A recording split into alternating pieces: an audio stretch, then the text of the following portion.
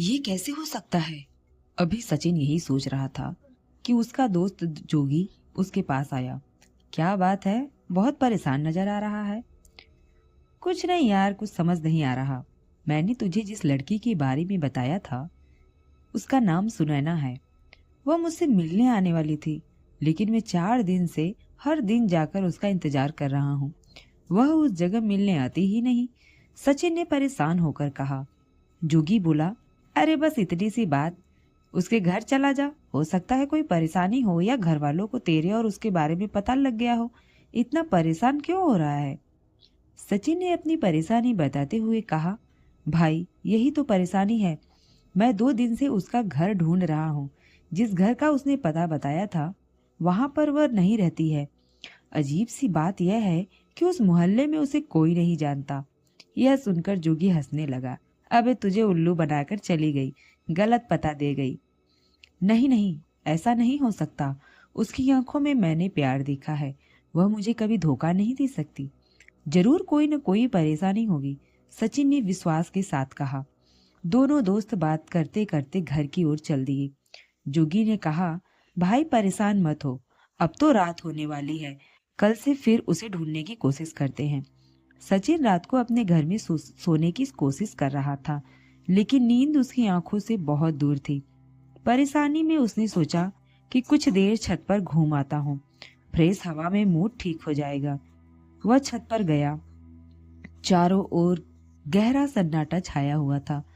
तभी उसने ऊपर देखा, पानी की टंकी उसके के पास उसे किसी साया नजर आया। इतनी रात को कौन हो सकता है? यह सोचकर सचिन ध्यान से देखने लगा। अरे लगता है मेरा ही वहम है, कोई नहीं है वहां पर। सचिन पीछे मुड़ा और ग्रिल के पास जाकर खड़ा हो गया। अब उसके कानों में किसी के रोने की आवाज आ रही थी। कौन है वहां? कौन रो रहा है? घबराहट और गुस्से से सचिन ने चिल्लाकर कहा।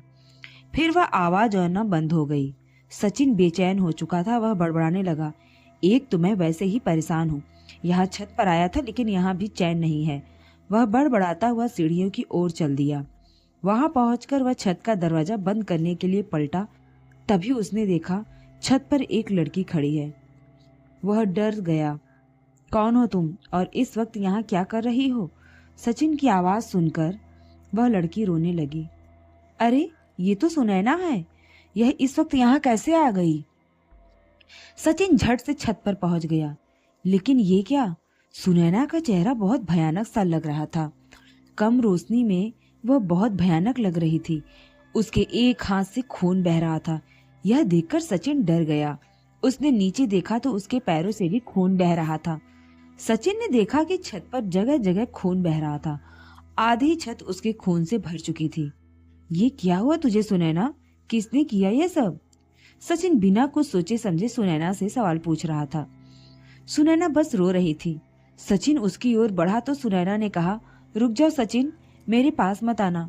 मैं तुमसे बहुत प्यार करती थी, लेकिन अब हम कभी नहीं मिल पाएंगे। मैं बस एक बार तुम्हें देखना चाहती थी। सुनैना की आंखों से आंसू बह रहे थे।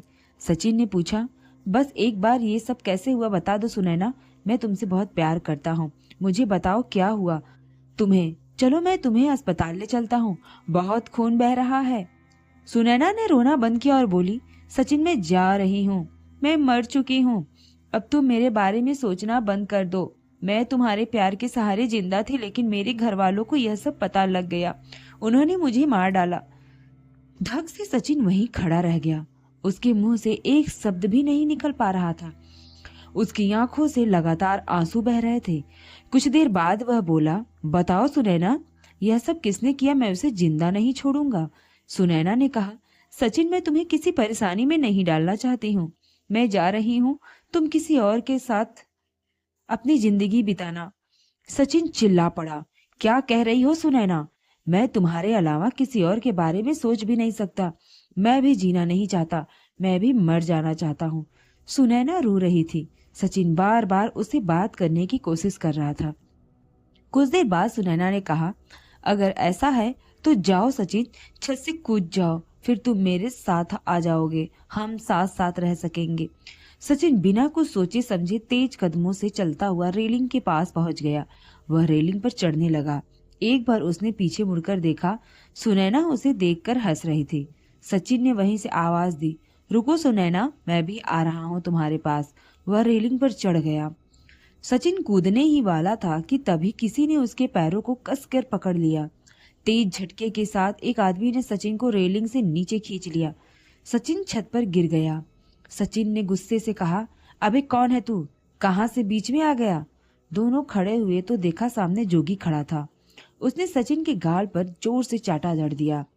मैं तेरी जान बचाने आया था, नहीं तो तू अभी उस चुड़ैल का शिकार बन चुका होता। सचिन ने देखा छत पर उसके माता पिता, उसका छोटा भाई सब खड़े थे।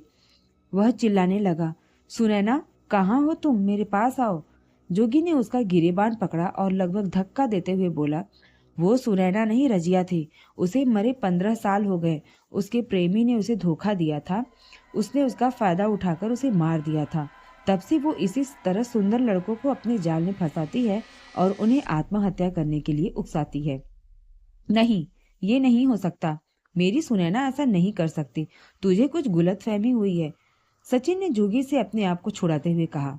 सचिन के पापा ने बीच में टोकते हुए कहा, सचिन ये तुम्हारा सच्चा दोस्त है, जिस लड़की के प्यार में तुम पागल हो रहे थे, ये उसका पता लगाने पहुंचा। बहुत खोज करने के बाद उसे यह सब पता लगा। यह ठीक कह रहा है, इतनी रात को यह यही सब बताने आया था। यह हमें नीचे सारी बातें बता रहा था। तभी तुम्हारे चिल्लाने की आवाज सुनकर हम छत पर आए तो देखा तुम अकेले बड़बड़ा रहे थे, फिर तुम कूदने चल दिए, तब इसने रोका। सचिन अपना सिर पकड़कर वहीं पास पड़ी एक कुर्सी पर बैठ गया। भाई मुझे माफ कर दे, मैं उसके प्यार में अंधा हो गया था, सचिन ने हाथ जोड़ते हुए कहा। जोगी ने उसे पकड़कर खड़ा किया और गले लगा लिया। चल नीचे, अब वो कभी नहीं आएगी तुझे परेशान करने के लिए। सचिन सबके साथ नीचे आने लगा, लेकिन यह क्या, उसके कानों में अब भी सुनैना के रोने की आवाज आ रही थी, जिसे अनदेखा करते हुए वह अपने परिवार के पास लौट गया।